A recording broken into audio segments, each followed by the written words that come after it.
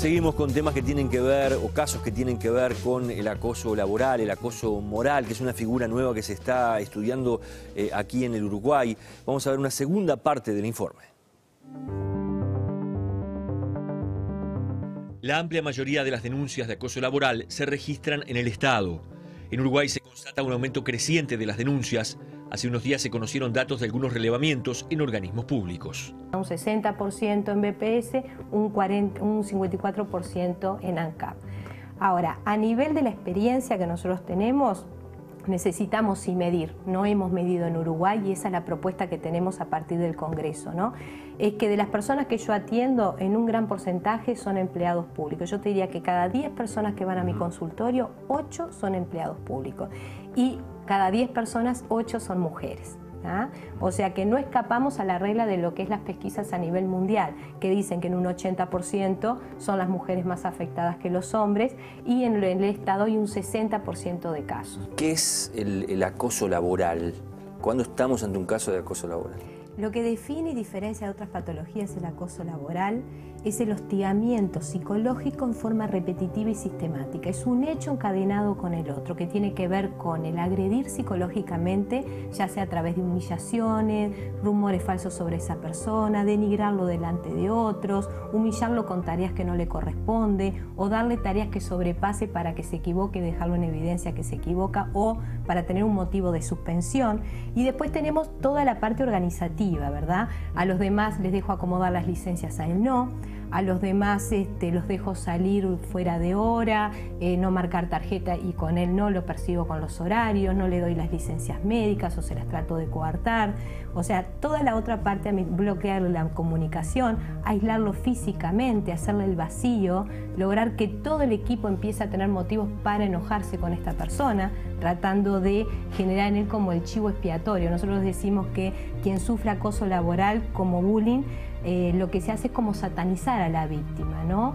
Atribuirle por error fallas o males que en realidad no tiene y en realidad los demás se quedan tranquilos y sin culpa porque lo agreden aparentemente en forma justificada. José Cano es profesor de electricidad en la UTU de Maldonado.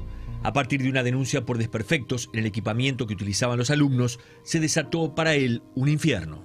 Esa situación generó no solo el desprecio hacia mi persona, sino una total actitud de revancha por haber sido el denunciante de eso y bueno, y ahí empieza la persecución hacia mi persona. ¿En qué cosa se traduce esa persecución?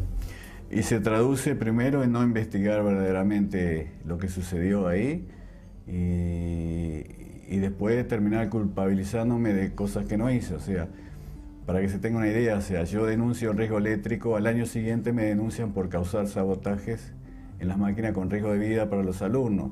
Yo quedé eximido de eso, pero no se investigó, por ejemplo, quién realizó esos sabotajes, ni la justicia penal ni la justicia administrativa. Entonces yo entro a perder las garantías y después de ahí empiezan unas series de sumario donde lo primero que también se me hace es bajar la calificación. Y se me empieza a tratar, en todos los aspectos de mi vida se me empiezan, digamos, a tener incidencias. Sara de Salterain también denuncia su caso dentro de la DGI. Afirma que un jerarca al que consideraba su amigo terminó causándole un calvario. Me empieza a sacar de las reuniones de contadores, me empiezan a sacar de los cursos, bueno, yo, ese trabajo que yo hacía, yo no firmaba como contadora, porque no era trabajo de contador, o sea, toda mi vida, desde que yo hace 25 años soy contadora, todos los trabajos que hago pongo un sello o escribo en el procesador de textos mi nombre y lo firmo, ¿verdad? Contadora Sara de Salterain. Esto no sucedía, ponía una pequeña sigla en minúscula por si había alguna cosa que quisieran saber del interior, porque era un trabajo bien administrativo, desde contar las hojas de papel, era un trabajo que no ver que estuvieran los requisitos de procedimientos de hacer unos certificados, pero eran cosas que no era necesario un contador. ¿Y la relación con él cómo era? En cuanto a la relación personal, ¿había destrato? ¿Te hablaba mal? ¿Te gritaba? Sí, total. O sea, el destrato era, ya llegaba, lo primero que hacía era buscar dónde estaba yo. Pero no para saludarme. Era lo primero que hacía. Enseguida, bueno, saludaba con diminutivos, incluso es profeso, parecía que lo hiciera Gusi, Rossi, fulano, perengano, y a mí me salteaba. ¿Por qué se da un acoso laboral? Tiene que haber un contexto a nivel de la organización del trabajo que favorezca este tipo de situación. Tiene que haber un hostigador, una víctima y cómplices silenciosos, que les llamamos nosotros, ¿no? Que son los testigos mudos, ¿ah? En ese contexto se pueden dar diferentes situaciones. Una organización, por ejemplo, que se fusiona con otra, y en ese cambio de fusión genera todo como un caos, ¿verdad? Esto a veces pasa mucho con los laboratorios, ¿verdad? Y en ese caos las personas que hostigan se manejan muy bien porque son muy frías, muy estrategas, son trepas, y esa es una gran oportunidad para ellos manifestarse. En esa organización supongamos que no hay reglas claras, que no hay códigos de ética, no escritos solamente, ¿no? Sino que se apliquen, que no hay un protocolo anti-mobbing, que los líderes son líderes manipuladores, no líderes éticos.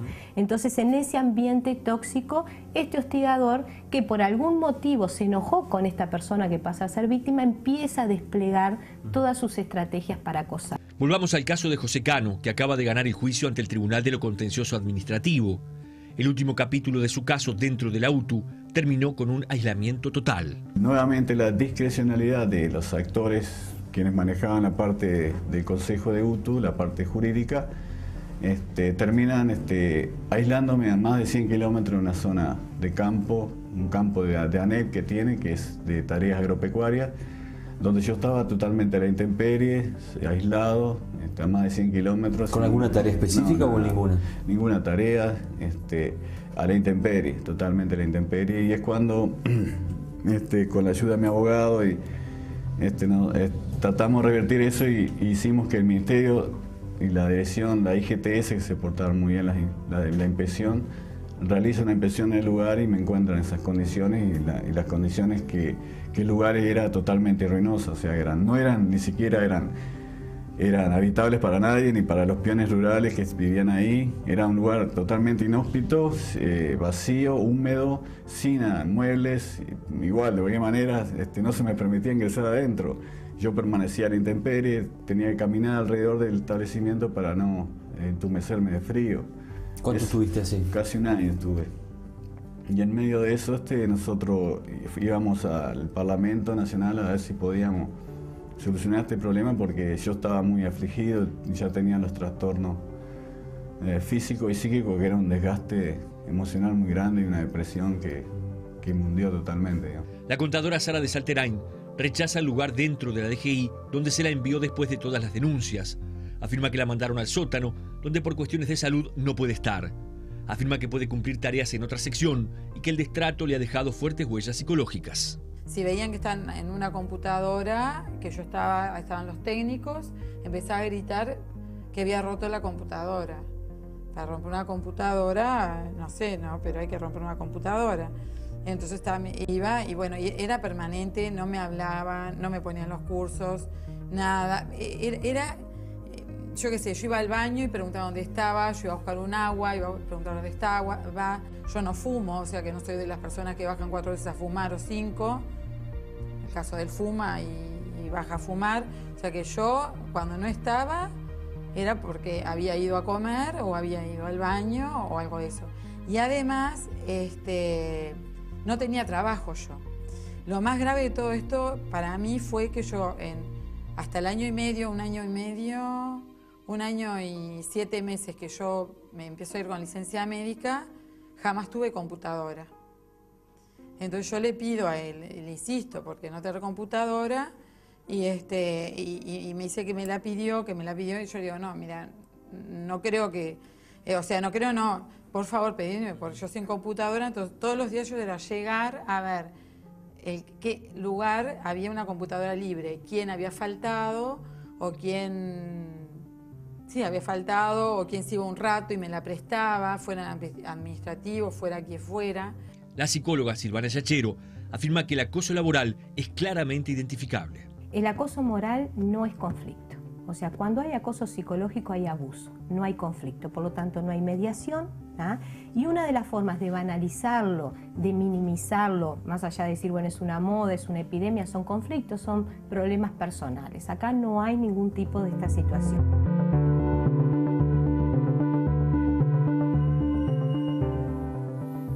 Los invitamos a ir a la pausa, después vamos a recibir a una periodista brasileña que está radicada aquí en Uruguay, Denis Mota, para hablar sobre lo que está pasando con las movilizaciones masivas en las calles de diferentes ciudades de ese país.